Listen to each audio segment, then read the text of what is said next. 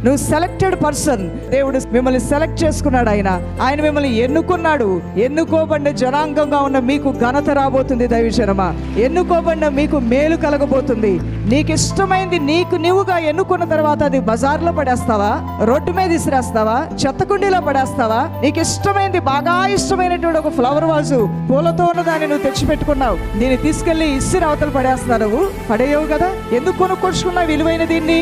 ఎక్కడో ఒక షోకేస్ లో పెట్టుకోవాలని తెచ్చుకున్నావు. దీని ఇష్టపూర్వకంగా నీ డబ్బులు హెచ్చించి నువ్వు కొనుక్కున్నావు కాబట్టి ఒక మంచి స్థలంలో నీకు ఇష్టమైన దగ్గర పెట్టుకుంటావు. అవునా కాదా? పెట్టుకొని రోజు కూడా దాన్ని చూసి ఒకసారి రిలాక్స్ అవుతూ ఉంటావు. ఆహా, ఎంత బాగుందో, నాకు ఇష్టమైన దాన్ని నేను ఇక్కడ పెట్టుకున్నాను కదా అని. అదే రీతిగా లోకంలోంచి నీ దేవుడు నిన్ను ఎన్నుకొని, నీ కుటుంబంలోంచి కూడా నిన్ను ఎన్నుకొని, నిన్ను ప్రత్యేకపరచుకొని తన యొక్క అరచేతిలో నిన్ను చెక్కుకొని నిన్ను చూసుకుంటూ ఉన్నాడు నీ దేవుడు. దేవుని బిడ్డ, యేసయ్య తన అరచేతుల్లో నిన్ను నన్ను చెక్కుకున్నాడంట. అది యేసయ్య ప్రేమ అంటే.